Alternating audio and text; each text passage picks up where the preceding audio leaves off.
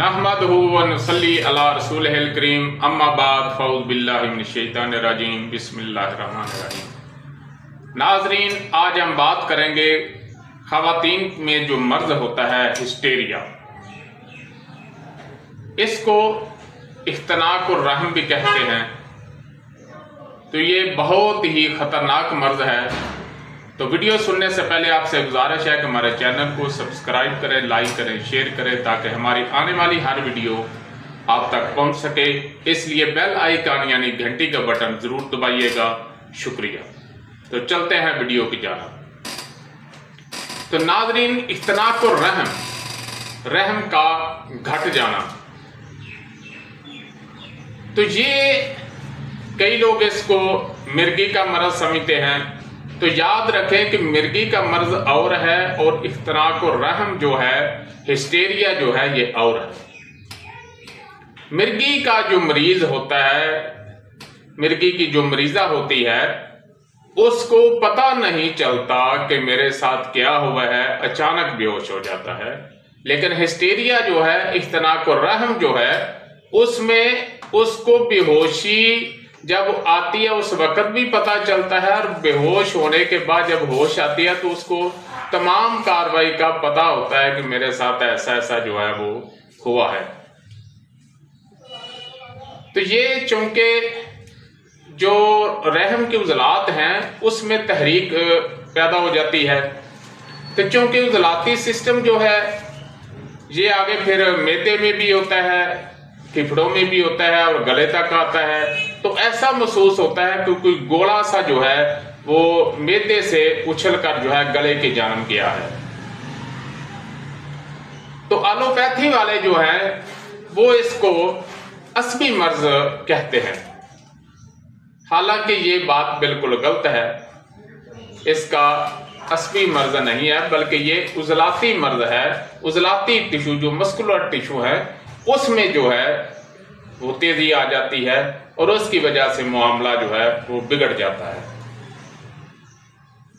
तो चूंकि उज़लात जो पूरे जिस्म में है, तीनों सिस्टम जो है इनका एक ताना बाना है, पूरे जिस्म में एक दूसरे के साथ जो है वो जुड़े हुए हैं। असाब, उज़लात और गुद्दद हर जगह पे मौजूद है पूरे इंसानी जिस्म में। तो इसका तअल्लुक जो है वो उज़लात और यानी कर्बो उज़लात के साथ है।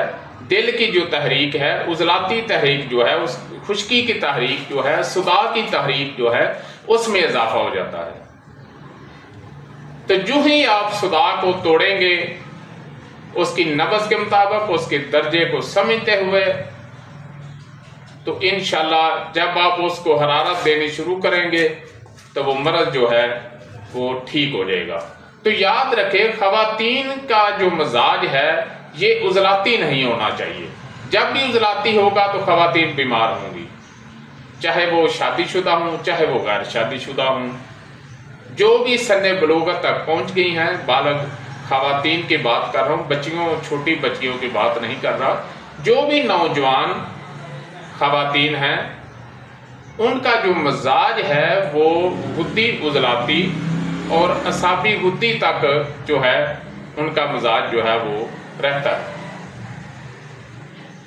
तो अगर उनके मजाज में उज़लातीपन ज्यादा हो गया है तो फिर यकीनी बात है कि मामला जो है वो बिगड़ गया है। उसका फौरन इलाज करें और किसी भी इलामत को मामूली ना जाने, वरना मर्ज जो है वो अपने मरहल तय करता करता आगे की जानब रवां दवा रहेगा और फिर कैंसर, फालज जैसे मामलात जो हैं वो सामने आते हैं। हम छोटी मोटी चीज की परवाह नहीं करते।